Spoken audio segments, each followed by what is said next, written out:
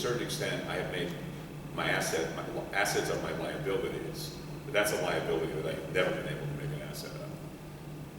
I cannot imagine creating a superhero comic book with the self-contained conviction that the Dark Knight has, or that anything Grant Morrison does, because I reject by nature the monomania of such a concept. It's just absurd. It's just nutty. It's just insane. I mean, what gives you the right to put on that mask and outfit and think you have the right to impose your moral judgment on me?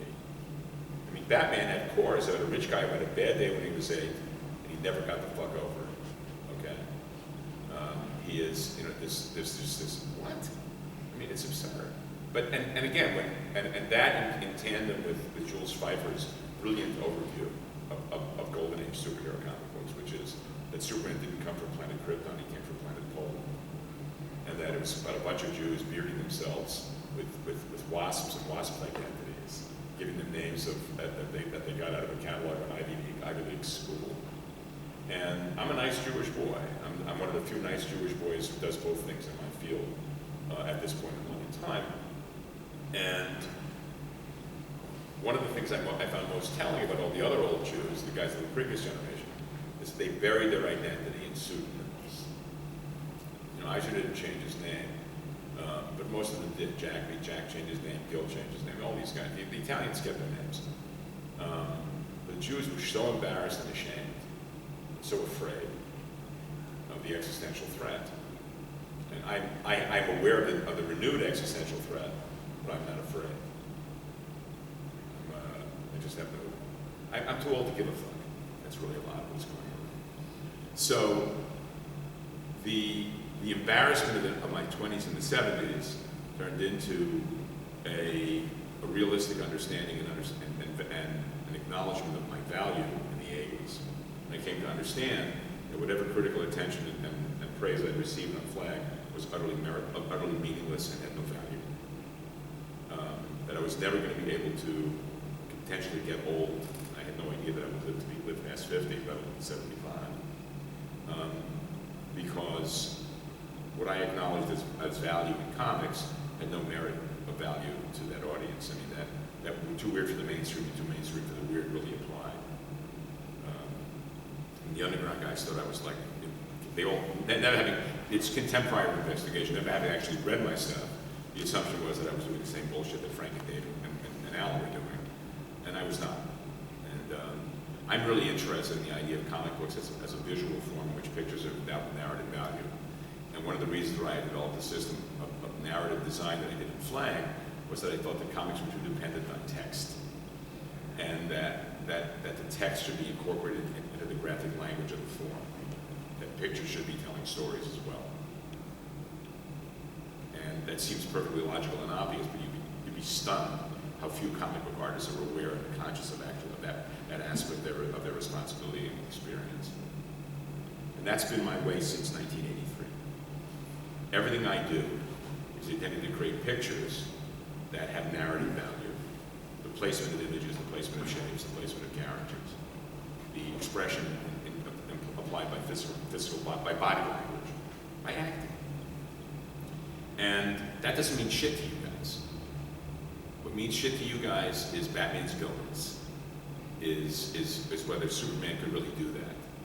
And I'm okay, you're welcome to this. But it isolates me and it puts me off over here on this side over here. I received an Eisner Award a couple of years ago, and I pointed out that it was 10 years too late. The photograph they used for me, because I certainly wasn't going to show up at this fucking thing, they used a photograph of me at the age of 39. And I said, that's your opportunity to demonstrate that the award is being offered posthumously. Thank you very much. The very fact that I know how good I am, that I am arrogant and literally self-satisfied as much as I am, and believe me, I am deeply self-satisfied, and that I am never in any way acknowledged or taken seriously by any of the various awards, including this year's, the ones that happens tonight, the Dying is a Good Career Move Awards tonight. Thank you, John. I knew I'd get you with that one. Is a demonstration of how right I am about where I stand in the business. Because believe me, take it from me, I know how the work I did in the 70s was shitty. The work I did in the 80s was really good. And I kept getting better and better as I got older. I'm still pretty fucking good at it. But it doesn't mean anything to an audience that cares more about Batman's villains than how the work is made. Excellent. You're after John. You stand up and tell me. You in your Star Wars fucking shirt. It's nice to know that you left your dignity at home for the day. I realize. It's all right. You realize, but you got up anyway. But I respect the courage of your convictions. Keep it up. Yeah. So your work on like Challengers and Divided States and Flag, you seem to always have an idea of where the culture was going. Mm-hmm. Kind of where do you see the culture continuing? Oh, we're fucked. Do you anticipate doing any more work exploring that? Oh yeah, absolutely. I mean, I'm still struggling and wrestling with the sequel to Divided States of Hysteria, which is called Hostile Makeover. Divided States so completely polarized the audience of comics for me, and demonstrated just how fucking stupid and how fucking opportunistic and how fucking Philistine so much of the audience and so many of my colleagues were. It was amazing to me. The capacity for, there's a social critic named Justin Smith-Rube, who's one of the most transformed figures I've ever read. Anybody know Justin Smith-Rube? Okay. He wrote a piece for the Atlantic or Harper's. The Atlantic and Harper's blur together for me.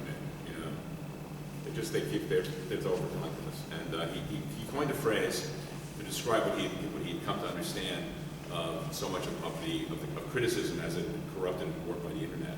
And it was Philistine pseudo-criticism. And that so completely defines how I feel about what happened to me on Divided States of Hysteria. Whether people actually earnestly believed that the depiction of an image is a validation of the image, or whether they took it as an opportunity to shit on something they've been waiting to shit on for a while. You know, when a colleague says a phrase, "This is beauty," I'm all for artistic freedom, but without any acknowledgement of the fact that the obviation of those first words by that last, we are in shit country. This doesn't stop me. There were these swarms of people working at the company at the time who were committed to never seeing me work again. People went after me to destroy my career, to eliminate potential behavior. And I'm noticing I'm still working. I'm good. You know, it's like, and they're not. It's really kind of fun. I mean, one of the people who came after me got busted about a year later for grooming teenage girls. And you know what? I didn't name him because I knew his friends would take care of him. The comedy of this is one of the people who led the charge friended me on Facebook a year ago. And I assumed I was being spoofed. Because where are your convictions, pal? And I pointed this out, and it turned out to really be this person. And I said, what the fuck? I mean, this person then insisted that she was interested in healing the rift between us. And I pointed out a rift is when I had an argument with Walter. You know, what you did was go after my career, try to wreck my future. And I hold a grudge like a bloodstain on silk. Okay. My wife used to hold my grudge, but she's tired now, so I take care of it. And I believe that, you know, I'm a sober member of Alcoholics Anonymous. I have been for many, many years. I've been sober forever. One of the tenets of sobriety of Alcoholics Anonymous is forgiveness. I'm not a forgiving person. You know, I got to forgive myself. No, shut up. Fuck you, man. You know, be worthy of forgiveness. And that's what it's about. Forgiveness must be earned. There was no acknowledgement of responsibility, of commitment, of conviction. That this person was simply willing to have me forgive and forget, because that's how she felt that. Fuck you, in a big way. So I've been working on the script for the sequel, and life keeps shifting and fucking me up. It's about the collapse of Western civilization that nobody notices. Okay, and you know, and if you've read all Divided States, you know that Christie becomes the romantic interest of the hero, and this is about that relationship. The sequel is about that relationship. So And the comedy, of course, with all the presumptions of my transphobia, were that my assistant on the book was, of course, a trans woman. People, you can't make this shit up, you know? So my respect and interest in the mainstream audience continued to diminish and evaporate. So I don't know. I mean, I said yesterday on Facebook that we are looking forward to, within the next year or so, the rehabilitation of Adolf Hitler. And I said that no irony, it's coming. It is going to happen. You know. You repeat that? I said that Hitler will be rehabilitated. And I mean, I'm an atheist, deeply secular, but as a Jew, I'm a member of a club from which I cannot resign. And I take enormous pride in my ethnicity, and I recognize that so much of Jewish self-hatred has fled me ages ago. I understand that most anti-Semites in this country only know 3 Jews. They know Larry David, Jerry Seinfeld, and Fran Drescher. And if they really meant any of us for real, they'd hate us even more. Okay, because we are not men of irony. We are men of specificity. So I live in a small town, in a purple town in the blue state. I live in Southern California. I've been in California for 40 years. And I live in this redneck town up the coast, halfway between Santa Barbara and Los Angeles, as I said. And it's a fascinating thing to watch, the devolution of culture. So I may finish this. I don't know. I mean, Image will never publish it. They will not publish this. The reason I did Hate Kids Comics was because the flack that it brought on them from Divided States, the collateral damage. You know? I mean, Joey Cavalieri referred to me as a disaffected leftist, and that's a perfect description of my experience. I am completely alone. I cannot identify with the right. I cannot identify with the left, and I'm not a particularly central person. You know, I'm at sea. And I came to understand many years ago that I don't know is a perfectly acceptable answer to any question. It's tough, but that's where it's at. What do you got, John? Something you've done a few times throughout your career is you've returned to a lot of characters a few decades after you've worked on before. You've done that with Dominic Fortune, The Shadow, Black Kiss, Times Square. I'm sure there are some other examples I'm forgetting.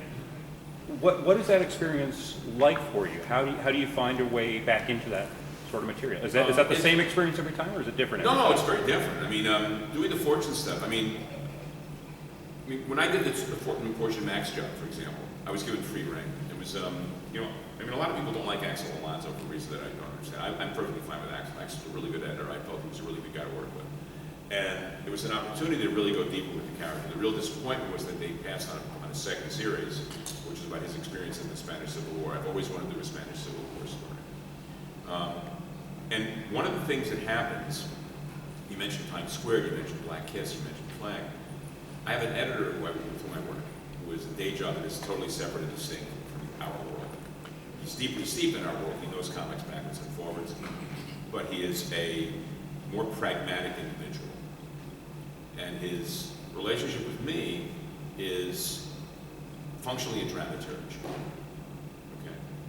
A comic turge, who has pushed me in directions that I might not have been pushed, okay? I would say that every idea he has costs me time and money, and 98% of those ideas were valuable to do. And he was the reason behind Times Square. He was the motivation behind the Black Kiss book. And right now he's doing the page map on the American Flagg omnibus, which will be 1,150 pages. And I'm doing a new story. And one of his notes to me, and very sternly stated, was, I have to put myself back in the mindset of being 32 and 33 years old and overwrite. Because my writing has become much more economical as I've gotten older. When you look at that first Black Kiss stuff, those balloons are all the fuck over the place. It's like a Don McGregor, only good. And I'm much more trim and economic now, because I do pictures that I now with narrative value and carry much of the narrative. So that's going to be a real challenge. So that goes right to your question. I mean, it really does. I mean, I took a very different tack with the new story for the Black Kiss Omnibus, for example, where I decided that since it was about movies or about video, that I wanted them to do panels that looked like video, that felt like video. So I took a very different technical approach. I think I succeeded in some cases, not in others. But, you know, comics are like a train. You know, fuck up now, you can fix it later. You do something else that'll make people forget that you did this and that. I'm working on the Flagg story right now. And I've already thrown out a version of it. I did a complete panel breakdown of it, and I felt it didn't work, and I threw it out and started all over. I'm halfway through that right now. My procedure is page breakdown, panel breakdown, dialogue. I'm hoping to have panel breakdown done before I go home next Monday. I'm going to be back east for the week. But I'm taking this note to heart very seriously, because it is very much in character with the material. So, let's see if I succeed. I don't know. But going back to are we finished yet? We're getting towards the end, I think. Yeah. We're 1:45, is that it? Wait, what are you here for? Tom King. What's that? Tom King. Oh, and then, well, is Tom here yet? No, Tom's not here yet. Okay, I'll wait till Tom gets here. And, you know, so I don't know. But it's a challenge. The shadow stuff was a gas. It was fantastic. I had such a great time with that. And I really fucked Nikki up because I was so fucking late. It was the first time in years that I've been late on a job. Because I had the hubris to think I could solve problems even though I was away. I was in Europe for 5 weeks. And I just screwed up. Being in debt to Nikki Marucci is an unpleasant story. One question more and then we'll let Tom take over. Nothing?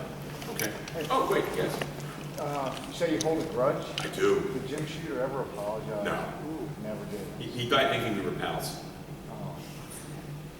Sorry. It's okay. Fuck him. He's dead. No, I mean, look, I mean, I'll be honest. The closure I expect from people, if I don't like someone and they die, I'm good.